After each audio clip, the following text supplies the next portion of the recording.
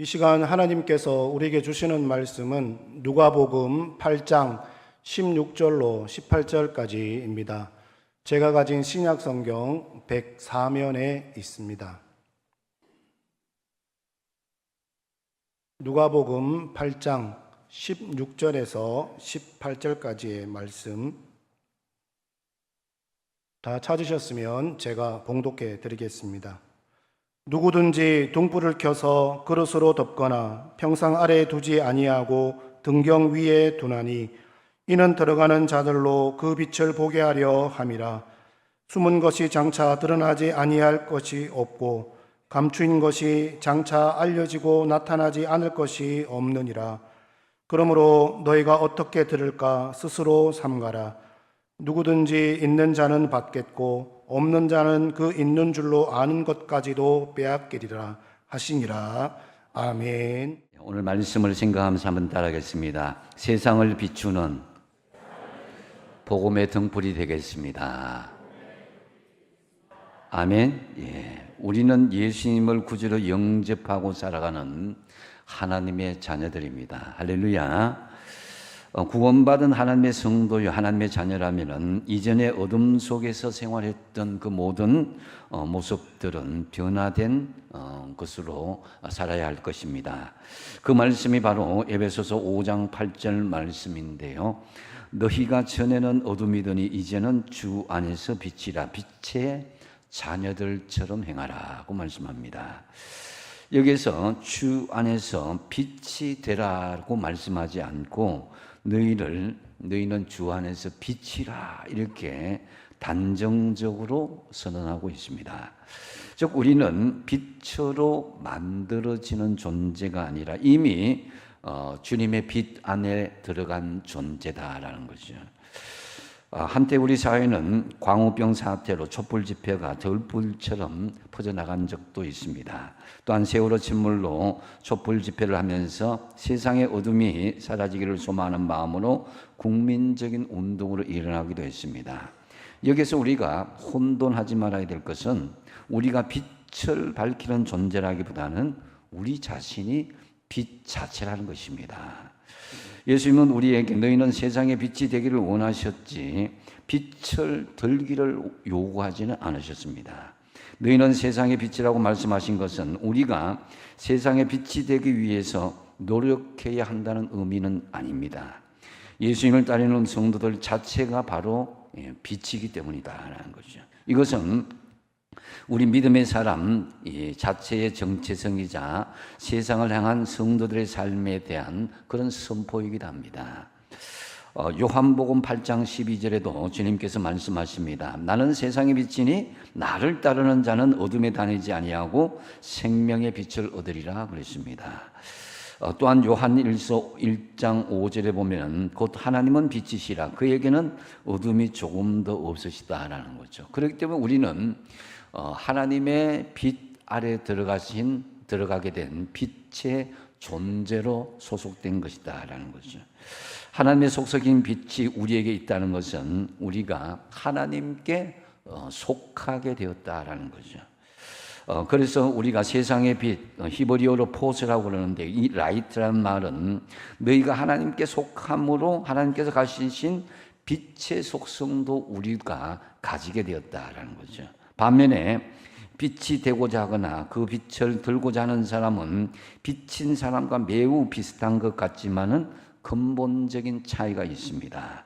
물론 빛을 드는 행위가 정의와 평화, 정치적인 발음을 뜻하기도 하지만은 그렇지만 진리의 빛에 속함에 대한 반성이 없고 어떤 외침이나 외형적인 행위 자체로만 그친다면은 그것은 자신의 성향이나 어떤 인간적인 목적 혹은 정치적인 이데올로기가 연관되어 나타날 수밖에 없는 것이다라고 합니다. 그렇기에 한번 우리는 생각하기를 나는 빛이라는 자존감을 가지고 있어야 된다. 그래서 빛이라는 이 자존감을 가지고 여러분들이 빛의 역할을 잘 감당할 수 있기를 바랍니다. 오늘 본문에서는 이 빛을 등불로 비유하고 있습니다. 이 등불은 1차적으로 천국 복음을 의미하고 또 2차적으로는 천국 복음을 무장한 우리들, 하나님의 자녀들을 의미한다라고 할 수 있습니다. 그렇다면 주님께서 주신 이 등불 비유를 통해서 주시는 교훈은 무엇이겠습니까? 먼저 첫 번째로 우리의 위치적인 목적에 대해서 말씀하고 있습니다. 그 목적이 바로 빛을 비추는 정위치에 있는가입니다. 16절에 보면은 같이 한번 읽어보겠습니다. 시작. 누구든지 등불을 켜서 그릇으로 덮거나 평상 아래에 두지 아니하고 등경 위에 두나니 이는 들어가는 자들로 그 빛을 보게 하려 함이라. 아멘. 군대 가면은 우리가 정위치를 벗어나게 되면은 탈영하게 되는 거죠. 그런 법을 어기게 된다는 거죠. 우리가 빛이라는 것은 빛의 위치에 있어야 되고 그 위치에 있을 때에 그 빛의 목적을 수행할 수 있게 되는 것입니다. 이 말씀은 천국 복음이 하나님의 자녀인 우리의 모든 삶의 자리에서 등불처럼 우리가 비추이고 있어야 된다는 거죠. 혹 등불이 그 위치에 벗어나서 그릇으로 덮여지거나 아니면 평상 아래, 요즘 치면은 이 침대 아래에서 두면 안 된다라는 거죠. 누구든지 등불을 켜서 그릇이나 침대 아래 두지 않고 등경 위에 둔다. 등불은 등경 위에 두어야 된다라는 거죠. 이 그림을 잠시 보시면요, 등경 위에 두는 옛날에 이제 그 위에 둔다는 거죠. 그리고 말이라는 것을 또 보여주면요, 여러분 말통은 우리가 이야기하는 그런 그 한 말, 두 말, 두 대, 한 대 이렇게 하는 그걸 이야기하죠. 예수님 당시에 이 사람들은 성냥이나 라이트가 없었기 때문에 불이 한번 꺼지면 다시 켜기가 굉장히 힘들었습니다. 그래서 외출할 때 화재가 나거나 불이 꺼질 염려가 있기 때문에 선반 위에 등경에 내려서 흙으로 만든, 지금은 저기 나무로 만들었는데 저 뒤에 흙으로 만든 좀 말통도 하나 있습니다.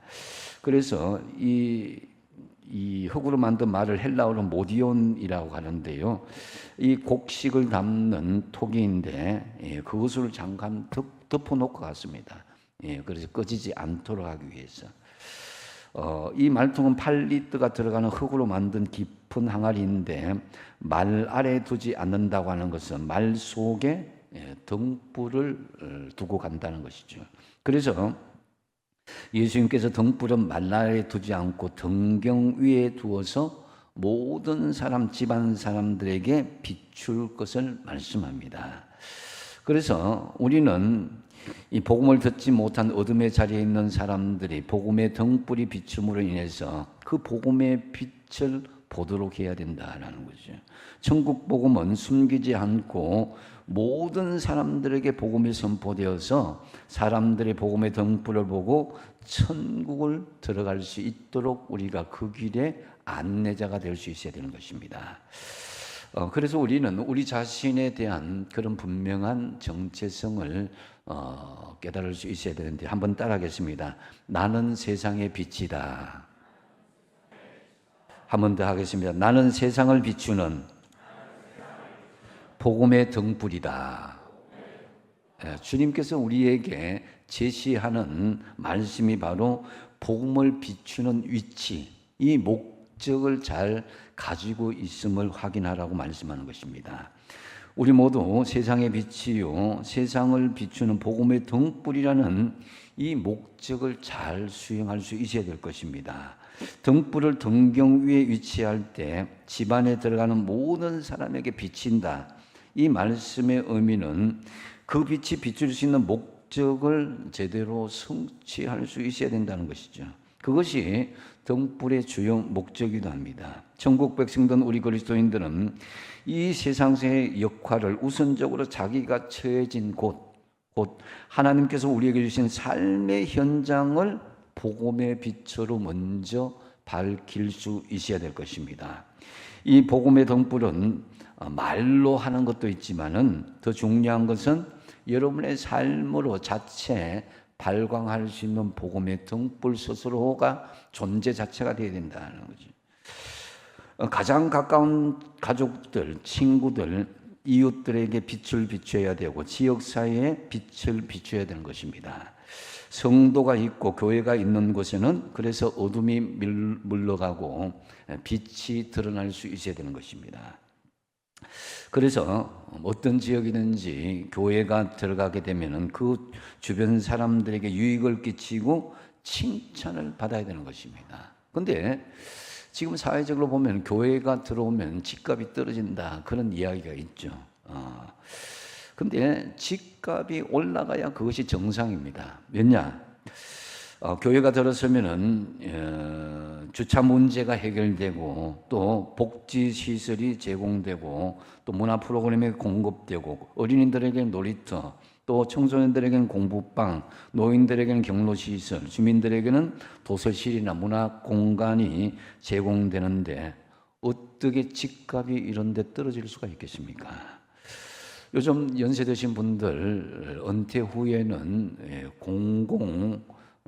그 노인 요양복지센터가 가까운 곳을 이동하는 것과 마찬가지로 교회 공동체도 이웃들에게 그런 쉼을 제공하고 빛의 공간이 될 수 있도록 만들어줄 수 있어야 됩니다. 주위 사람들에게 먼저 우리가 빛이 되고 등불이 되어야 되는데요. 주위 사람들에게 부정적인 영향을 받으면서 먼데 그러니까 이방 나라나 세계 열방 멀리 떨어진 곳에 칭찬을 받는다. 이 문제가 있는 것입니다. 우리 안에서 먼저 칭찬받고 복음에 선한 영향을 끼칠 수 있어야 되는 것이죠. 그래서 교회는 우선적으로 주변 마을에 빛과 등불의 영향을 끼칠 수 있어야 됩니다.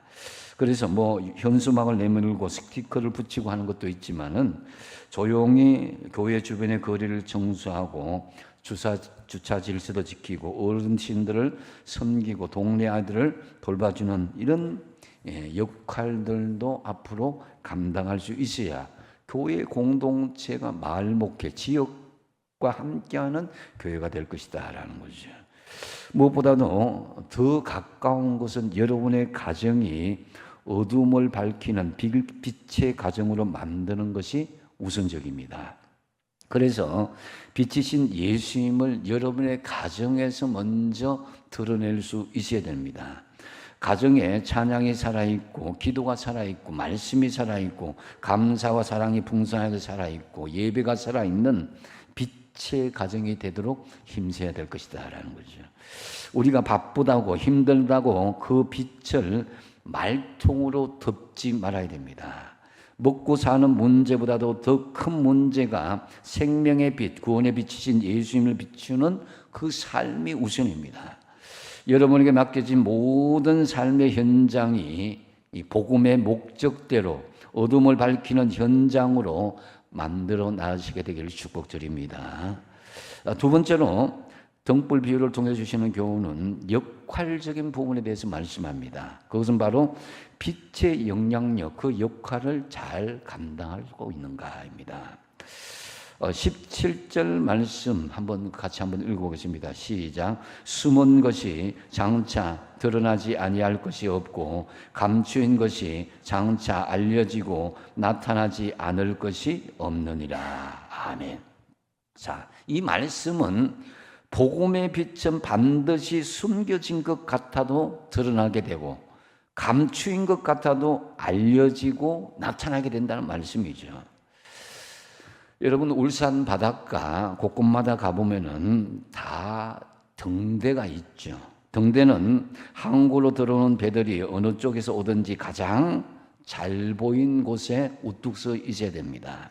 선장은 그래서 배의 위치와 등대의 위치, 불빛을 잘 감안해서 항구로 안전하게 들어오게 되는 것입니다. 그런데 만약에 등대가 잘 보이지 않거나 등대가 없게 된다면은 어떤 일이 벌어지겠습니까?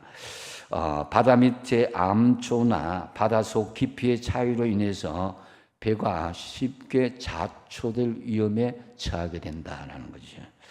마찬가지로 우리가 복음의 빛을 감당하지 못하게 되면은 이 세상은 이 향방을 잃어버리고 죄악이 더 관영해야 되고 죄악으로 인하여서 그 혼란은 더 가중하게 될 것이다라는 거죠.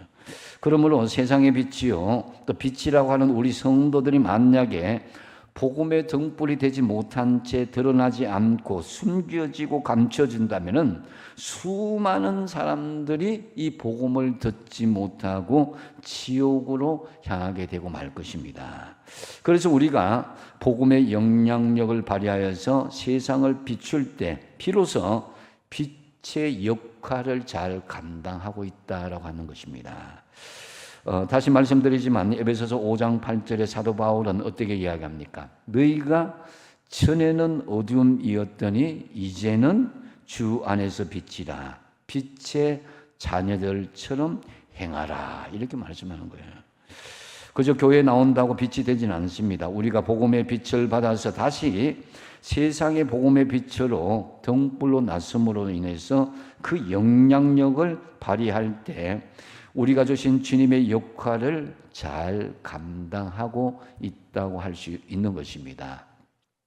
오래전의 일입니다. 교회와 완전히 떨어진 곳에서 우연히 그 교회에 출석하는 교인을 만나게 되었습니다. 근데 반가운 마음으로 만나려고 하다가 그분이 아주 심각한 상황에서 싸우고 있는 거예요. 근데 싸우고 있는 정도가 아니라 육두문자를 쓰면서 아주 심각하게 싸우고 있는 모습을 보면서 저는 그분과 만나고 또 이렇게 악수하는 걸 포기하고 말았습니다. 얼마나 민망해 할까라는 생각을 가졌기 때문입니다. 과연 세상 속에서 우리가 이 정도밖에 되지 않은가라는 그 실망감을 가질 수밖에 없었습니다. 그리스도인이 되었다는 것은 이미 세상을 향하여 우리는 손해보고 있는 존재, 세상에 선한 영향력을 끼치고 있는 빛의 역할을 감당하는 존재로 이미 우리는 그 역할을 감당할 수 있어야 됩니다. 그래서 그 역할, 이것이 우리가 아무런 의미 없이 여러분의 가정과 일터와 세상의 어떤 삶의 자리에 하나님께서 그 역할을 세워주신 것은 아닙니다. 그 영향력, 빛의 영향력을 끼치라는 것이죠. 우리가 빛이라면 그 증거로 분명하게 세상 사람 앞에 빛을 발할 수 있는 영향이 있어야 된다는 거죠. 그래서 그 빛으로 사람들이 모여들 수 있어야 된다. 이사야 선지자는 이 부분에 대해서 이렇게 선포합니다. 이사야서 2장 2절 말씀에 말일에 말세에 여호와의 전의 산이 모든 산 꼭대기에 굳게 설 것인데, 하나님의 공동체, 하나님의 교회가 굳게 설 것인데 모든 작은 산 위에 뛰어다니니 만방이 그리로 모여들 것이라. 마지막 때에 산 위에 세워진 성전을 향해서 이방인들이 스스로 찾아오게 될 것이다 라고 예언하고 있습니다. 여기서 일본어 성경에는 산 위에 세워진 성전을 향해서 이방인들이 강물처럼 흘러 들어온다라고 표현하고 있습니다. 이러한 은혜가 여러분의 가정과 여러분의 일터, 우리 울산 호계교회에 임하게 되기를 간절히 축복드립니다. 만일 우리가 복음의 빛으로 그 역할을 제대로 감당하게 된다면 그 빛은 자연히 세상을 비추게 될 것이고요. 그 빛은 본질상 퍼져나가고 비쳐나가게 되어 있습니다. 그러므로 여러분들의 각자의 삶의 자리에서 우리는 복음을 부끄러워하거나 숨겨서는 안 된다는 거죠. 진리의 복음은 어둠 속에 넣이거나 숨길 수가 없는 것입니다. 결국 다 드러나게 된다는 거죠. 주님은 복음의 등불로 우리를 사용하여 주시는데요. 로마서 1장 16절 말씀을 같이 한번 읽어보겠습니다. 시작. 내가 복음을 부끄러워하지 아니하노니 이 복음은 모든 믿는 자에게 구원을 주시는 하나님의 능력이 됨이라. 아멘. 여러분, 당당하게 주님의 복음을 세상 속에 전하십시오. 우리의 역할이 바로 복음으로 세상에 영향력을 발휘하는 것입니다. 말로, 여러분의 삶으로, 여러분의 잔잔한 영적인 영향력으로 그들에게 복음의 빛이 되라는 거예요. 그래서 식물이나 여러분 동물들 세포 속에는 모든 것의 유전자 내용들이 다 포함되어 있습니다. 그 유전자 내용들을 그대로 가지고 열매 맺게 되는 것은 지극히 정상입니다. 마찬가지로 우리가 하나님의 빛의 자녀라는 그런 유전자의 내용들을 가지고 있듯이 우리 속에 그 능력들이 내포되어 있다는 거죠. 그런데 우리가 10년, 20년 평생을 다니라도 복음의 선한 영향력을 끼치지 못한다면은 혼자 겨우 버티고 있다면 그 역할을 제대로 감당하지 못하고 있다라는 거죠. 그래서 여러분, 주님께서는 우리가 복음의 등불이 되지 못하고 이 복음을 부끄러워하면 나도 그 사람을 부끄러워할 것이다, 이렇게 말씀합니다. 마가복음 8장 38절이 그것인데요.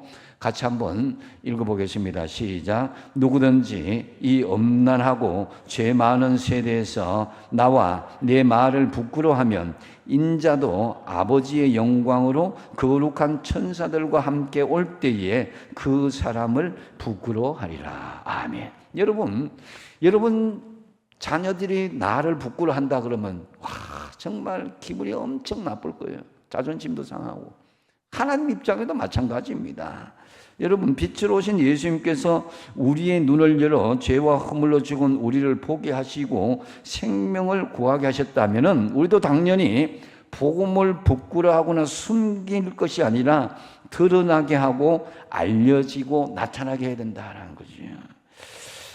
참으로 빛이신 예수 그리스도의 영향을 받은 여러분, 이제 우리가 복음의 빛이 되고 등불이 되어서 여러분의 각자의 삶의 현장에서 복음의 영향력을 끼치며 살아가시길 바랍니다. 그 다음에 이 등불 비유를 통해서 주시는 세 번째 교훈은 그 결과에 대한 심판이 있음을 말씀하고 있습니다. 빛의 사명은 분명히 심판이 따른다는 것을 말씀하고 있는 것이죠. 18절 말씀입니다. 같이 한번 읽어보겠습니다. 시작. 그러므로 너희가 어떻게 들을까 스스로 삼가라. 누구든지 있는 자는 받겠고 없는 자는 그 있는 줄로 아는 것까지도 빼앗기리라. 아멘. 자, 있는 자에게는 더 주고 없는 자에게는 있는 것까지도 빼앗는다는 것이 하늘나라의 법칙임을 말씀합니다. 주님께서 빛의 사명을 주실 때에 여러분 주실 때에 잘한 거예요. 오늘 세상 말로 있을 때 잘해라 이런 말도 있잖아요, 그죠? 내가 건강하고 기회가 주어질 때에 그것을 미루지 말고 지금 잘하셔야 됩니다. 왜냐하면 우리에게 주어진 빛의 사명은 심판의 결과가 반드시 주어지기 때문이다라는 거죠. 이 18절은 마태복음에서는 달란트 비유로 우리에게 말씀하고 있습니다. 마태복음 25장 29절인데요. 한 달란트 받은 사람이 하시는 말씀인데 그것이 무릇 있는 자는 받아 풍족하게 되고 없는 자는 그 있는 것까지 빼앗기리라고 말씀합니다. 그 한 달란트 받은 사람이 빼앗긴 것은요, 은사가 아닙니다. 재능을 빼앗긴 거 아닙니다. 그것은 바로 복음을 빼앗긴 것이고 구원을 빼앗긴 것이다라고 할 수 있는 것입니다. 그래서 여러분, 우리 주님은 그래서 이 무익한 종을 바깥 어두운 데로 내쫓으라. 거기서 슬피 울며 이를 갈미 있으리라 하는 것입니다. 이 한 달란트 가진 사람에게 이야기한 것이죠. 그러므로 우리가 이 비유에서 기억해야 할 것은 각자에게 주어진 달란트에 얼마나 사명을 다했느냐, 이 부분을 우리가 분명히 우리가 기억하고 나가야 될 것입니다. 주님에게는 5달란트나 2달란트나 뭐 1달란트나 이거 각자에게 현실에 주어진 걸 이렇게 차별 두지 않습니다. 똑같이 주님께서 칭찬하는 것을 볼 수가 있는데요. 얼마나 많은 달란트를 받았냐가 중요한 것이 아니라 얼마나 자기에게 주어진 그 사명을 잘 감당하느냐, 이것이 중요한 것입니다. 여기서 달란트는 꼭 재능이라기보다는 빛의 자녀로서 살아내야 되는 등경 위에 빛의 사명을 이야기하는 것이에요. 하나님께서 우리에게 주신 빛의 사명, 이 복음의 등불이 되기를 원하면서 이 사명을 주셨다는 거죠. 근데 중요한 것은 우리의 사명에는 심판의 결과가 따른다는 것입니다. 그 사명을 다하는 자에게는 더 풍족하게 되고, 사명을 다하지 못한 자에게는 있는 것까지도 빼앗기게 된다라는 말씀인 것이죠. 여러분, 우리가 이 연극의 막이 오르면 배우는 참 연기를 하게 되죠. 자기가 외우고 있는 것, 어떻게 몸짓 발짓 할 것인가. 배우들의 열정적인 연기에 관객들은 숨을 죽이면서 지켜보다가 거기에 감동받고 웃기도 하고 울기도 합니다. 그런데 어떤 데는 배우가 컨디션이 나쁠 때는요, 이 대사를 잊어버리기도 하고, 때로는 발에 걸려 넘어지기도 하고, 자빠지고 실수하기도 합니다. 필요한 소품이 미처 준비되지 못할 때도 있습니다. 어떻게 하겠습니까? 연기니까 실수한 대로 그냥 넘어가거나 죄송하다고 말하고 다시 시작하거나 다음부터는 잘하겠다, 그렇게 이야기하면 됩니다. 그러나 우리 인생에는 다시 한 번이 없습니다. 인생의 막이 올라가면 실수해도 게을러도 잘못을 저질러도 그냥 나아가고 반복되지는 않습니다. 인생의 막이 언젠가는 닫히게 되고 심판을 받게 될 것입니다. 누구에게도 다시 한 번 더가 기회는 주어지지 않는 것이 인생입니다. 지나간 어린 시절을 돌이킬 수 없고, 가버린 청춘을 다시 붙잡을 수도 없고, 한 번 실수를 돌이킬 수도 없는 것이 우리 인생입니다. 주님께서 말씀하십니다. 갈라디아서 6장 8절에 자기 육체를 위하여 심는 자는 육체로부터 썩어진 것을 거두고 성령을 위하여 심는 자는 성령으로부터 영생을 거두리라. 심는 대로 거두는 것은 하나님의 절대 불변의 법칙입니다. 주님은 우리에게 복음의 빛으로 복음의 등불로 우리를 세워주셨습니다. 여러분, 세월만 보내지 마십시오. 달란트가 없다고, 재능이 없다고 하지 마십시오. 시간이 없다고, 바쁘다고 하지 마십시오. 어떤 형편이든지 하나님의 사명을 다하고자 하면 다 할 수 있습니다. 왜냐하면 우리에게 주어진 빛의 사명, 복음의 등불이 되는 사명에는 여러분 결과가 있다는 것을 생각하면 우리는 세월을 그냥 허송세월로 보낼 수 없습니다. 또한 나는 아직 젊다고 생각하지도 마시고, 세월이 많이 남았다고도 하지 마십시오. 다음에 하겠다고도 미루기도 마십시오. 남들과 비교해서 느슨하게도 하지 마십시오. 어쩌면 오늘이 우리에게 마지막이 될 수도 있습니다. 누가복음 12장에 보면은 부자가 성공했습니다. 이만큼 물건을 쌓아두고 이제는 평안히 먹고 마시고 즐거워하자, 이렇게 했을 때에 주님께서 뭐라고 말씀하십니까? 누가복음 12장 20절에 어리석은 자여, 오늘 밤에 내 영혼을 도로 찾으리니 그러면 네 준비한 것, 그것이 누구 것이 되겠느냐? 오늘날 우리가 육신적으로 유한한 세상에서 어느 누구는 성공했다, 어느 누구는 돈이 많다, 어느 누구는 권력이 있다 해도 그것은 어느 날 순식간에 안개처럼 사라지고 말 것입니다. 그러므로 여러분, 하나님의 심판을 생각하시기 바랍니다. 하나님께서는 우리가 하고 싶은 것들을 다 이루기 전에 불러갈 확률이 많습니다. 왜냐? 우리 인생은 우리 마음대로 되는 것이 아니라 하나님 계획대로 되기 때문입니다. 갑작스럽게 심판의 자리에 설 때 당황하거나 두려워하거나 되돌아설 수도 없습니다. 주님께서 우리에게 물으실 것입니다. 너에게 준 빛의 사명, 복음의 등불로 네가 사명을 다 했느냐? 이 말씀에 우리가 분명하게 답할 수 있어야 될 것입니다. 베드로전서 1장 7절 말씀에 예수 그리스도께서 나타나실 때에 칭찬과 영광과 존귀를 얻게 할 것이다 그랬습니다. 여러분, 빛의 사명에는 심판의 결과가 있다고 말씀드렸는데요. 참으로 우리가 심판의 자리에 설 때에 저와 여러분 칭찬과 영광과 존귀를 받기 위하여 지금 빛의 사명을 다하시게 되길 바랍니다. 이제 말씀을 맺습니다. 오늘 주님께서 주신 등불 비유를 통해서 주시는 교훈 세 가지를 말씀해 줬는데요. 먼저 우리의 위치, 이 목적을 다하고 있느냐입니다. 혹시 빛의 정위에 치해서 이탈하고 있지 않은지를 한번 살펴보십시오. 빛의 자리를 이탈하지 마시고 하나님 주신 정위치를 지키십시오. 여러분에게 맡기진 모든 삶의 현장이 복음의 목적대로 어둠을 밝히는 현장으로 만들어 나가십시오. 두 번째로 빛의 영향력을 발휘하고 있는 그 역할에 대해서 우리가 점검할 수 있어야 됩니다. 빛이신 예수님의 영향을 받아서 여러분의 복음의 빛이 되고 등불이 되어서 복음의 선한 영향력을 능력 있게 발휘하는 역할을 잘 감당하도록 하십시오.